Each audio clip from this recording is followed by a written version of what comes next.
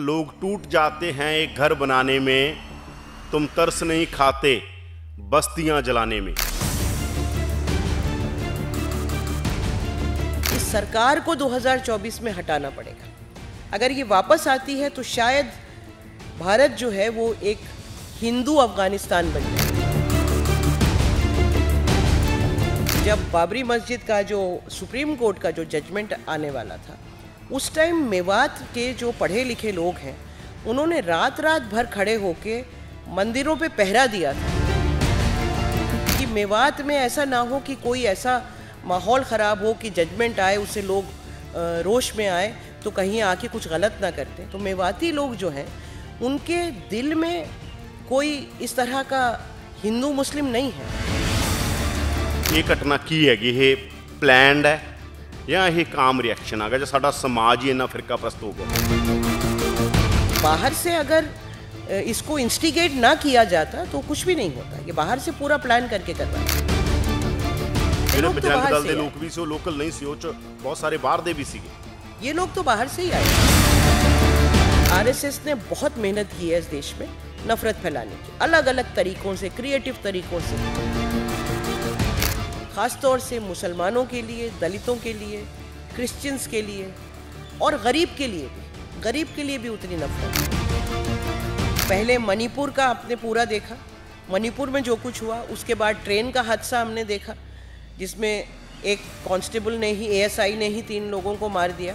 और उसके बाद मेवात मोनू मनेसर जो जिसके ऊपर पहले ही दोष लगा, उस पर केसेस लगे हुए हैं जुनैद के उसके केस में, वो खुलेआम वीडियो से धमकियां दे रहा है और भी बजरंग दल के, विश्व हिंदू परिषद के लोग धमकियां दे रहे हैं। एक हम देख रहे हैं जो जाट कम्युनिटी है हरियाणा की, अगर आप सोशल मीडिया पर देखोगे, वो लगातार यही बोल रहे हैं कि हमें पहले यूज कर लिया जाता था, अब हम समझदार हो गए, अब हम इसमें नहीं फंसे, क्योंकि उनको आह्वान किया गया था कि आप आइए। इनको महारत हासिल है किस तरह लोगों को आपस में लड़वाया जाए। ये नफरत निकल सकती है कदे दिल से? लड़ाई लंबी है क्योंकि जो नफरतें दिल में बैठती हैं फेक इन्फॉर्मेशन की बेसिस पे बैठती हैं, तो उस फेक इन्फॉर्मेशन को फाइट करना इतना आसान नहीं है। जो नफरत कर रहा है वो भी विक्टिम है अपने हालात का, क्योंकि जैसे मैंने कहा कि कोई बच्चा नफरत लेके पैदा नहीं होता, वो ऐसे माहौल में पलता बढ़ता है जिसके चारों तरफ कहीं ना कहीं नफरत फैलाई जाती है। चाहे वो तालिबान हो, चाहे वो बजरंग दल में है, विश्व हिंदू परिषद में है, ये भी नौजवान बच्चे हैं, किसी माँ के बेटे हैं। इनको राउंड द क्लॉक संघ परिवार इनको नफरत करना सिखा रहा है। इनकी ये समझ में नहीं आ रहा कि मेरे हाथ में नौकरी नहीं है। मैं तो उन माँओं से भी बात करना चाहती हूँ कि आपके बेटे सड़कों पे तलवारें लेके निकल रहे हैं, क्या आप ये चाहते हैं कि आपके बच्चे जो हैं वो दंगाई बने? ऐसी कोई माँ नहीं होगी जो वो ये चाहे कि मेरा बेटा तलवार लेके निकले और जाके दूसरों को मारे, या जिस तरह मणिपुर और गुजरात में औरतों को नंगा करके उनके गैंगरेप किए गए वो ऐसे रेप करें। कोई माँ ये नहीं चाहती। हमें इन बच्चों को भी बचाने की ज़रूरत है जो तलवारें लेके जा रहे हैं, उनको, उनकी ज़िंदगी बचाने की ज़रूरत है हमें।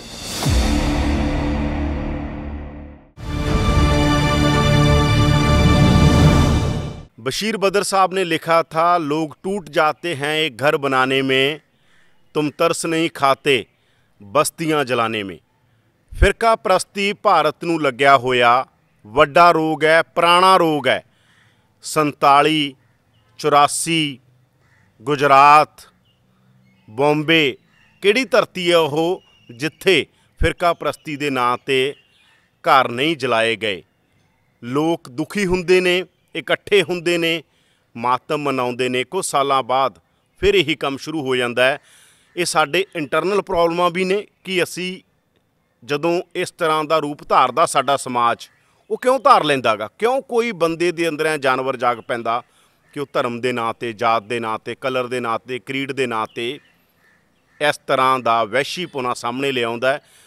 नूह च जो हो रहा गा, मेवात च जो हो रहा गा, पलवल च जो हो रहा है, ਜਾਂ ਕਹੀਏ ਗੜਗਾਉਂ पूरे ਜ਼ਿਲ੍ਹੇ 'ਚ ਹੋ ਰਿਹਾ, ਉਹਨੇ ਹਿਲਾ ਕੇ ਰੱਖ ਦਿੱਤਾ ਦੁਬਾਰਾ। ਚਾਹੇ ਉਹ ਹਿੰਦੂ ਹੋਣ, ਚਾਹੇ ਮੁਸਲਮਾਨ ਹੋਣ, ਚਾਹੇ ਸਿੱਖ, ਇੱਕ ਹੋਮਗਾਰਡ ਦਾ ਜਵਾਨ ਸਿੱਖ ਵੀ ਚਲਾ ਗਿਆ, ਉਹ ਜੋ ਗਏ ਨੇ ਉਹ ਮਨੁੱਖ ਸੀਗੇ। ਅੱਜ ਅਸੀਂ ਗੱਲ ਕਰਾਂਗੇ ਇਸ ਮਸਲੇ ਤੇ। ਸ਼ਬਦਰ ਹਾਸ਼ਮੀ ਨਾਮ ਤੁਸੀਂ ਸਭ ਨੇ ਸੁਣਿਆ ਹੋਣਾ, ਜਿਹੜਾ ਦੇਸ਼ ਦਾ ਮਸ਼ਹੂਰ ਨਾਮ ਸੀ। ਕਾਤਲਾਨਾ ਹਮਲਾ ਹੋਇਆ, ਗੁੰਡਿਆਂ ਨੇ ਕਾਤਲਾਨਾ ਹਮਲਾ ਕੀਤਾ ਤੇ ਕਤਲ ਹੁੰਦਾ ਸ਼ਬਦਰ ਹਾਸ਼ਮੀ ਦਾ। ਪੂਰੇ ਦੇਸ਼ 'ਚ ਇੱਕ ਮੂਵਮੈਂਟ ਚੱਲਦੀ ਹੈ, ਨੁੱਕੜ ਨਾਟਕ ਕਰਦੇ ਸੀ। ਉਸ ਤੋਂ ਬਾਅਦ ਬਹੁਤ ਸਾਰੀਆਂ ਫਿਲਮਾਂ, ਹੱਲਾ ਬੋਲ ਵਗੈਰਾ ਬਹੁਤ ਸਾਰੀਆਂ 'ਚ ਉਹਨਾਂ ਨੂੰ ਇੱਕ ਸਿੰਬੋਲਿਕ ਰੂਪ 'ਚ ਦਿਖਾਇਆ ਵੀ ਗਿਆ। ਅੱਜ ਉਹਨਾਂ ਦੇ ਭੈਣ ਸ਼ਬਨਮ ਹਾਸ਼ਮੀ ਸਾਡੇ ਨਾਲ ਨੇ। ਉਹਨਾਂ ਦੇ ਭੈਣ ਤੋਂ ਪੁੱਛਾਂਗੇ ਕਿ ਤੁਸੀਂ ਤਾਂ ਬਹੁਤ ਸਾਰਾ ਕੁਝ ਦੇਖਿਆ ਹੈਗਾ, ਇਹਨੂੰ ਕਿਵੇਂ ਦੇਖਦੇ ਹੋ ਸਾਰੇ ਫਿਨੋਮੇਨਨ। ਸਤਿ ਸ਼੍ਰੀ ਅਕਾਲ ਜੀ, ਤੁਹਾਡਾ ਪ੍ਰੋ पंजाब टीवी ਤੇ सवाल। सत श्री अकाल। शबनम जी, बहुत दुख की बात है कि जो हो रहा है, हम देखते हैं ये बार बार होता है। पहले तो आप इस घटना को लेकर क्या सोच रहे हैं जो अभी नूह में चल ही रहा है? हमें नहीं पता, हम मीडिया में भी हैं, हम जा भी रहे हैं, बहुत सारे लोग बोल रहे हैं आप लगातार वहाँ पर कवरेज ना करवाओ, बहुत सारा नुकसान, बहुत सारी चीज़ें चल रही हैं। बहुत सारे रिपोर्टरों को वहाँ पर टारगेट किया गया है, रिपोर्टरों को कवरेज तक नहीं करने दी गई। तो ਤੁਸੀਂ ਕਿਵੇਂ ਦੇਖਦੇ ਹੋ ਇਸ ਤਰ੍ਹਾਂ ਦੀ ਇਹ ਘਟਨਾ? ਕੀ ਹੈਗੀ ਇਹ? ਪਲੈਨਡ ਹੈ ਜਾਂ ਇਹ ਕਾਮ रिएक्शन आ गया, जो साडा समाज ही इन्ना फिरका प्रस्त हो गया? देखिए, जहाँ तक मेवात का सवाल है, ये एक ऐसा इलाका है जहाँ पे मेयो कम्युनिटी रहती है और ये हरियाणा, यूपी और राजस्थान तीनों जगह पे मेवात का इलाका फैला हुआ है। और मेवात को आज से नहीं, बहुत अरसे से जो संघ परिवार है वो टारगेट कर रहा है, क्योंकि यहाँ मेजॉरिटी जो है वो मुसलमानों की है और मेयो कॉम जो है बेसिकली ये ट्राइबल्स हैं। बहुत बड़ा इलाका है, गुड़गांव के करीब है और जो ज़मीनें हैं वो बहुत कीमती हैं। तो एक तो ये कि मुसलमान ख़ुद होना, फिर ज़मीनों का इतने करीब होना, तो उसमें टारगेट बहुत पहले से संघ परिवार कर रहा है। और वो चाहते हैं कि किसी तरह से मेवात का जो इलाका है उसमें, क्योंकि किसी तरह के दंगे और उस तरह फसाद वहाँ होते नहीं हैं और हुए नहीं हैं, बल्कि मेवाती कौम, एक मेयो कौम एक ऐसी है जिन्होंने इस देश के लिए बहुत कुर्बानियाँ दी। भारत की आज़ादी के टाइम भी, उससे पहले मुगलों के टाइम भी। आज़ादी के टाइम के वो 1857 में बहुत कुर्बानियाँ दी हैं। तो बहुत, जिसे कहते हैं, बहुत दमदार कौम है, कोई डरपोक कौम नहीं है। और उनको दबाने के लिए और उनके नाम से पोलराइज करने के लिए कई बार कोशिशें हो चुकी हैं, ये पहली कोशिश नहीं है।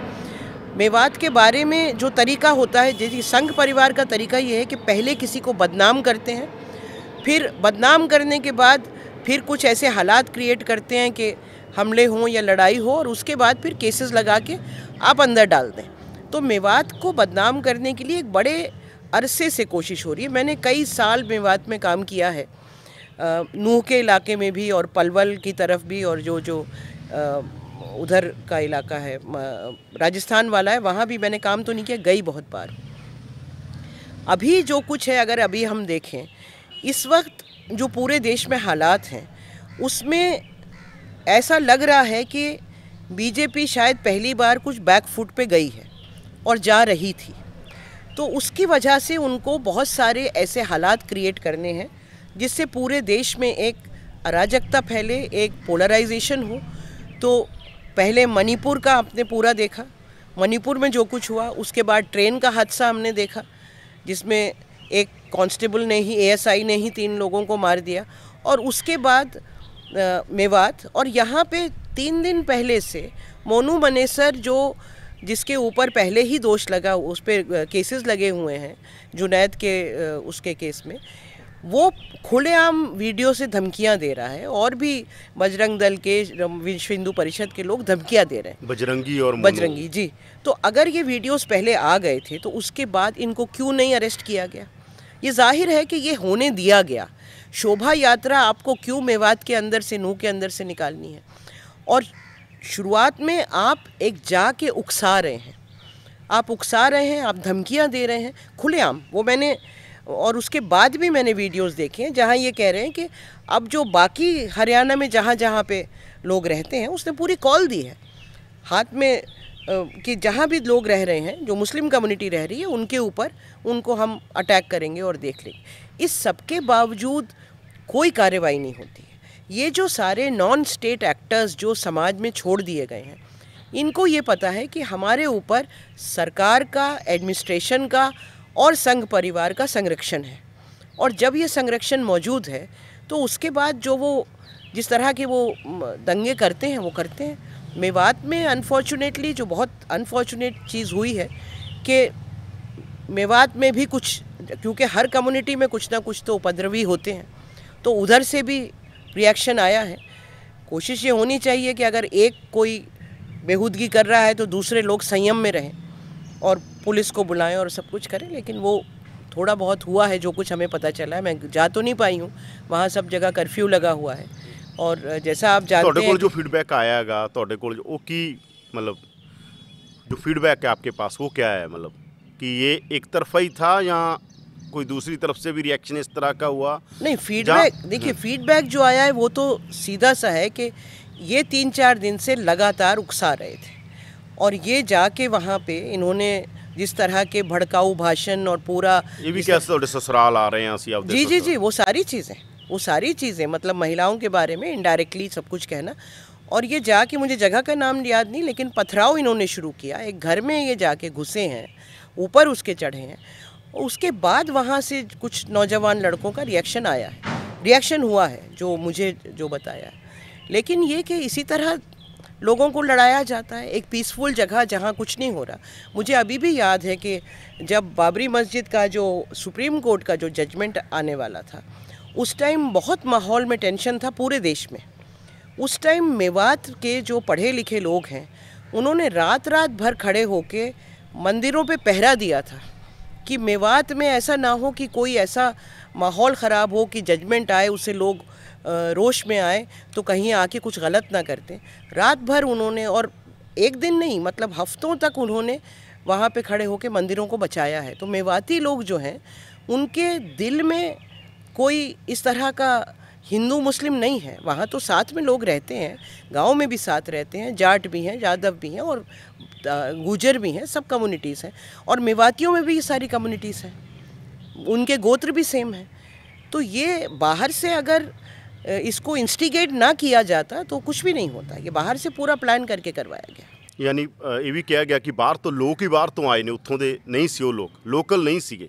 नहीं, ये लोग तो बाहर से लोग भी से लोकल नहीं सी, बहुत सारे बाहर दे भी सीगे। ये लोग तो बाहर से ही आए थे।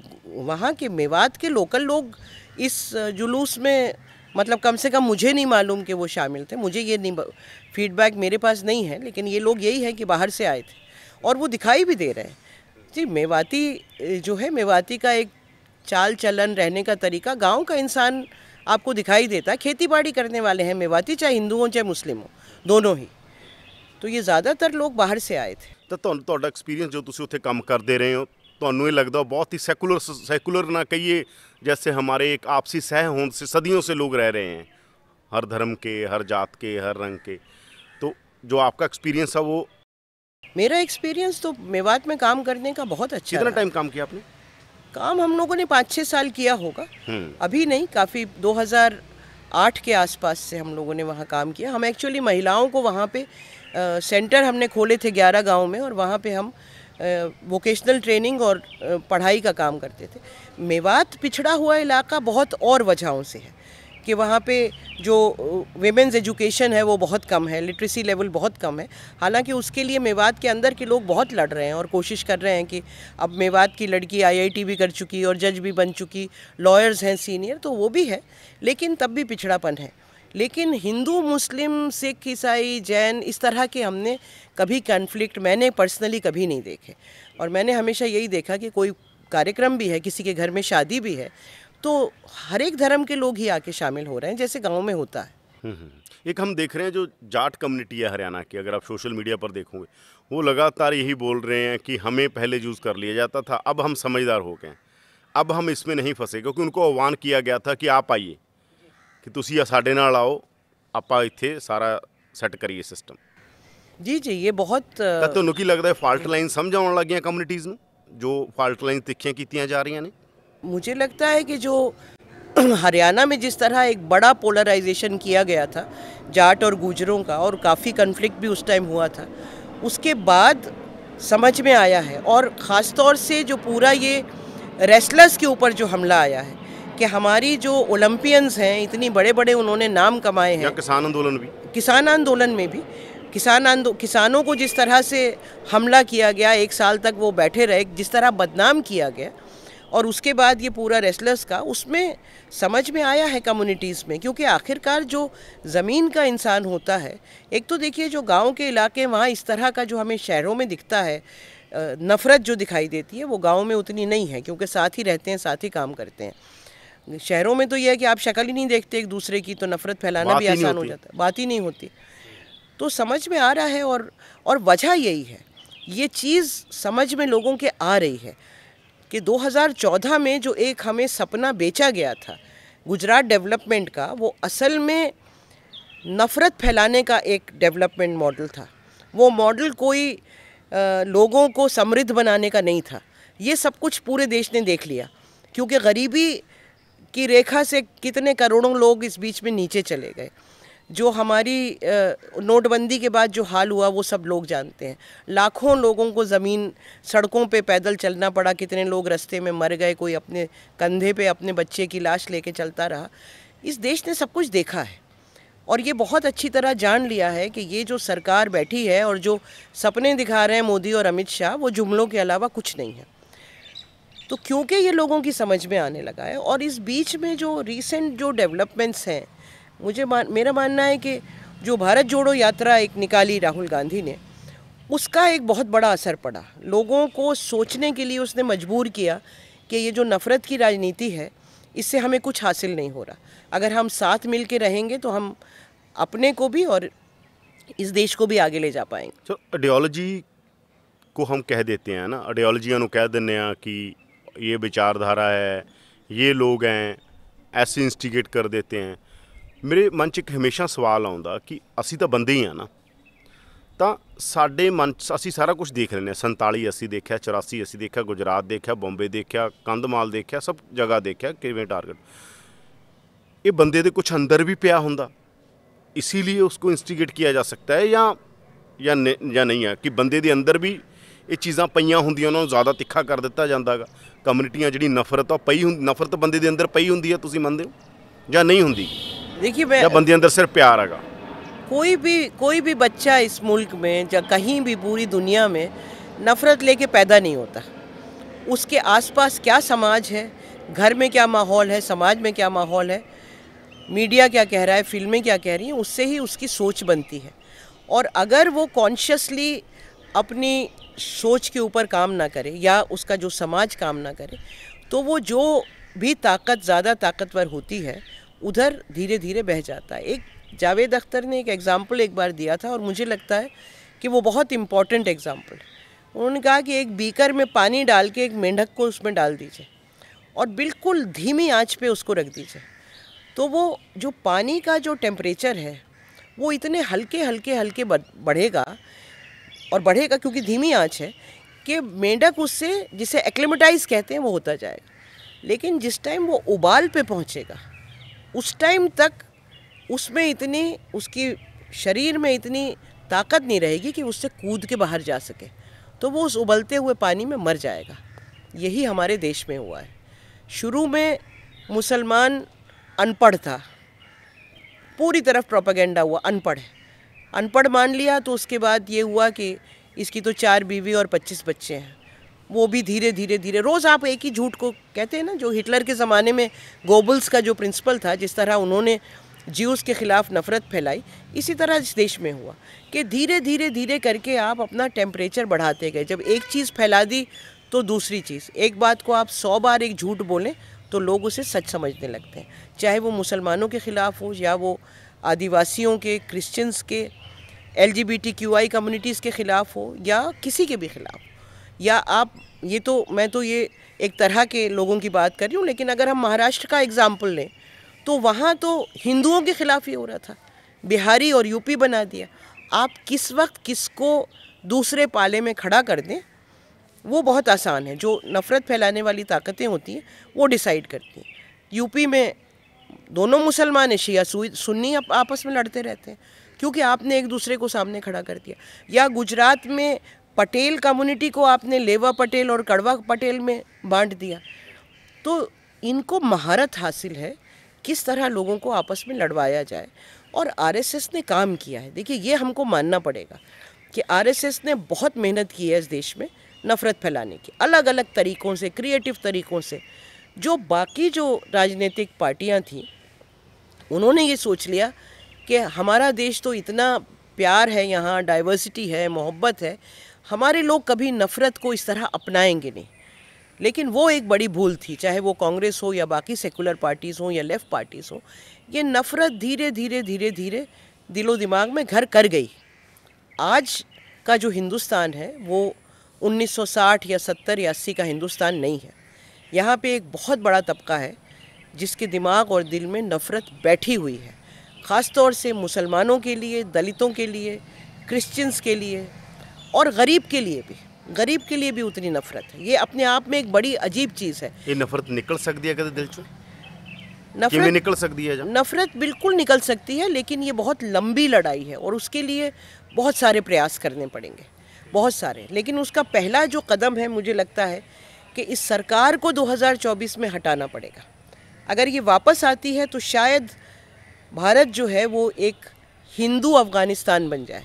जो अफ़गानिस्तान में हालात हैं, तालिबान ने जो हाल किया है उस मुल्क का, जिस तरह से औरतों के ऊपर अत्याचार है, या किसी पे भी कोई बोल नहीं सकता, कोई वही हाल यहाँ होगा। या जो हमने पाकिस्तान में देखा ज़ियाउल हक के टाइम, या और जो जनरल रहे उनके टाइम, जिस तरह का अथॉरिटेरियन रूल था जिसमें कोई बोलने वाला जो है उसको बोलने के लिए ही जेल में डाल दिया जाता था। 24 में अगर ये वापस आते हैं तो अब संविधान का जो बचा खुचा बचा है वो भी चला जाएगा और हमें लगता है कि अथॉरिटेरियन, टोटल अथॉरिटेरियन या फैसिस्ट रूल होगा। इनको हटाना सबसे पहले ज़रूरी है और हटाने के बाद फिर मुझे लगता है कि 10-20 साल लगेंगे वापस 2014 में पहुंचने में। और उससे आगे जब जाएं, जब इतनी नफ़रतें नहीं थी, तो लड़ाई लंबी है, क्योंकि जो नफ़रतें दिल में बैठती हैं फेक इन्फॉर्मेशन की बेसिस पे बैठती हैं। तो उस फेक इन्फॉर्मेशन को फ़ाइट करना इतना आसान नहीं होता, क्योंकि जब दिमाग काम करना बंद कर दे ना, जब आप किसी से नफ़रत करते हैं तो आपका दिमाग एनालाइज करना भूल जाता है। जो एनालिटिकल पावर्स हैं, जो रैशनैलिटी है, वो जो नफ़रत करने वाला है वो उसमें से चली जाती है। और इसमें मतलब मैं ऐसे ही नहीं कह रही, मेडिकल रिसर्च अवेलेबल है। जब आप नफ़रत करते हैं, बहुत डीपली जब आप नफ़रत करते हैं, तो आपके ब्रेन में हार्मोन्स रिलीज़ होते हैं। तो पहले आपका डाइजेस्टिव सिस्टम ख़राब होता है, फिर और करके एक फिज़िकल हेल्थ ख़राब होती है। गुस्से से हो जाता है, और तो गुस्से से भी हो जाता है। और मेंटल हेल्थ आपकी, खुश हो और गुस्से हो, आपकी बॉडी और तरह से रिएक्ट करती है। बिल्कुल, जब खुश हो तो और तरह रिएक्ट करती है। मेंटल हेल्थ आपकी ख़राब हो जाती है, मेंटल हेल्थ पूरी ख़राब हो जाती है। मतलब एंग्जाइटी, इंसोम्निया, डिप्रेशन, पैरानोया, सब कुछ। जो ज़्यादा नफ़रत करते हैं उनको सब कुछ ही होता है। तो एक तरह से तो मैं कहूँ कि मुझे तो नफ़रत करने वालों पे भी बहुत तरस आता है, क्योंकि उनको लगता है कि हमने मुसलमान को ठिकाने लगा दिया, उनको लगता है कि हमने दलित को ठिकाने लगा दिया, लेकिन वो अपने परिवार को ख़त्म कर लेते हैं। उनके परिवार के अंदर इतना टेंशन हो जाता है क्योंकि वो नफ़रत कर रहे हैं या वो नफ़रत फैला रहे हैं कि उनकी खुद सेहत बर्बाद हो जाती है। तो एक ही जन्म मिलता है, ये बाकी चीज़ें तो जन्नत और दोज़ख और स्वर्ग और नर्क तो कहानियाँ हैं। एक ही जन्म है, उस जन्म को भी हम नर्क बना लें नफ़रत कर करके, तो फिर जीने का फ़ायदा क्या है। अच्छा, एक गल जी मैं देखदा, ਜਿਹੜੇ लिबरल ने, सैकुलर ने, लैफ्ट आ, ये सारा तोड़ा झाड़ देंदे जी, ऐसे हो गया, एवें हो गया। अपना कसूर की हैगा? हर किसी की अपनी पॉलिटिक्स है ना, उन्हों की अपनी पॉलिटिक्स है, तुहाडी अपनी पॉलिटिक्स सी। तुहाडी पॉलिटिक्स का मॉडल फेल क्यों हो गया? ਉਹਦੇ ਲਈ ਉਹ फेलियर ਲਈ ਤੁਸੀਂ ਜ਼ਿੰਮੇਵਾਰ नहीं हैगे? ਜਿਹੜੇ ਸਾਰੇ ਇਸ ਤਰ੍ਹਾਂ ਦਾ ਘੇਰਾ ਹੈਗਾ, ਉਹ ਵੀ ਤਾਂ ਉਹਦੀ ਰਿਸਪੌਂਸਿਬਿਲਟੀ ਕੀ ਬਣਦੀ ਹੈਗੀ ਕਿ ਉਹ ਕਹਿਣ ਨੂੰ ਤਿਆਰ ਆ ਮੈਂ ਫੇਲ ਹੋਇਆ ਆਪਦੀ ਰਾਜਨੀਤੀ 'ਚ? हाँ, मतलब कायदे से रिफ्लेक्ट करना चाहिए, बहुत ज़रूरी है, खास तौर से क्योंकि ਤੁਸੀਂ ਦੂਜੇ ਨੂੰ टारगेट करते हो, इन्ना करके हो गया, इन्ना करके हो गया। ਤੁਸੀਂ ਕਿੱਥੇ ਸੀ? पॉलिटिकल पार्टीज आपकी पॉलिटिक्स रिएक्टिव थोड़ी, आप रिएक्ट ही कर रहे हो। आपका एजेंडा कहाँ था? बिल्कुल सही कह रहे हैं आप, बिल्कुल सही कह रहे हैं। मैं वही कह रही हूँ कि अभी आप पॉलिटिकल मतलब जो तुसी करना सी वो नहीं कर सके। हाँ, बिल्कुल बिल्कुल सही बात है कि जो सेकुलर फोर्सेस को करना चाहिए था, चाहे वो राजनीतिक पार्टी हो या सिविल सोसाइटी की बहुत सारी ऑर्गेनाइजेशंस हो या इस देश के शहरी हो, आम शहरी हो, उनको जो करना चाहिए था वो उसमें फ़ेल हुए हैं। ये बात माननी पड़ेगी, क्योंकि अगर नफ़रत की ताकतें नफ़रत फैलाती रहीं तो आप क्यों नहीं उसको काउंटर आप लगातार करते रहे। देखिए परेशानी क्या हुई, ये जो पॉलिटिकल अंडरस्टैंडिंग का प्रॉब्लम है कि आपने ये सोच लिया कि जब आर्थिक तौर पे सब बराबर हो जाएंगे तो सारी परेशानियां बराबर हो जाएंगी। ये तो लेफ़्ट का तो एक ये मानना था बहुत अरसे तक कि बेसिक लड़ाई जो है वो इकोनॉमिक लड़ाई है, और ये हमारी सिविल सोसाइटी की जो बहुत सारी ऑर्गेनाइजेशंस हैं उनके साथ भी ये मतभेद हमारे हमेशा रहते हैं, क्योंकि वो सारा का सारा यही होता है कि हम जो जिसको कहते हैं कि असली मुद्दों की लड़ाई है, अगर असली मुद्दे पे हम कामयाब हो गए तो बाकी सब हो जाएगा, ऐसा है नहीं। क्योंकि आप सबको एक जैसे इकोनॉमिक उस पर ले भी आए, जो बहुत मुश्किल काम है, नफ़रत ऐसे नहीं जाती दिलों से। जो डिस्क्रिमिनेशन है, कितनी कहानियां हैं कि डीआईजी बन गया दलित, अपने गांव में जाएगा तो उसको अभी भी चारपाई पे बैठ पाएगा या नहीं ये मालूम नहीं है। तो सिर्फ इक्वालिटी उस तरह आने से, इक्वल स्टेटस मतलब इकोनॉमिक इक्वल स्टेटस से इक्वालिटी नहीं आएगी। इक्वालिटी के लिए तो बहुत लंबी लड़ाई है, और उसमें ये ज़रूरी है और ज़रूरी था कि जो पॉलिटिकल पार्टीज़ हैं वो अपने काडर को लगातार ट्रेन करती इनटू सेकुलर थिंकिंग, जो नहीं हुआ। तो आज हम देखते हैं कि पॉलिटिकल पार्टीज़ में भी देखिए जो बड़े बड़े मुद्दे हैं इस देश के, अयोध्या का मुद्दा बना, कश्मीर बना, इन मुद्दों पे आप देखते हैं कि सारी पॉलिटिकल पार्टीज़ ऑलमोस्ट एक हो जाती हैं। 370 का बना, तकरीबन एक ही साथ आ जाती हैं। इसका मतलब ये कि क्लैरिटी नहीं है थॉट की, तो ये फेलियर है इसमें कोई, और मेरा मानना है कि सभी को मानना चाहिए एज अ कलेक्टिव फेलियर है। एज इंडिविजुअल ऑर्गेनाइजेशन हो सकता है कि लोगों ने बहुत काम किया हो, रात दिन एक किया और किया। ऐसे बहुत सारे एक्टिविस्ट हैं जो जिनको मैं जानती हूँ कि जिन्होंने इतना काम किया है कि, लेकिन अब गिनती के ही लोग हैं। अगर उनके साथ और सैकड़ों जुड़े होते तो शायद हालात अलग होते। ਇੱਕ ਤੁਸੀਂ ਪਹਿਲਕਦਮੀ ਕਰਨ ਜਾ ਰਹੇ ਹੋ 15 ਅਗਸਤ ਨੂੰ, ਹਾਂ, ਇੱਕ ਦੇਸ਼ ਨੂੰ ਜੋੜਨ ਵਾਲੀ ਗੱਲ ਤੁਸੀਂ ਕਹਿ ਰਹੇ ਹੋ, ਅਸੀਂ ਕਰ ਰਹੇ ਹਾਂਗੇ। ਉਹ ਕੀ ਏਜੰਡਾ ਕੀ ਹੈ ਤੁਹਾਡਾ 15 ਅਗਸਤ ਨੂੰ? ਤੁਸੀਂ ਕਿਉਂ ਜਿਹੜਾ ਵੱਖ-ਵੱਖ ਥਾਵਾਂ ਤੇ ਜਾ ਕੇ ਗੱਲ करना, जफ्फियाँ पाना, है ना, की कंसेप्ट आगा?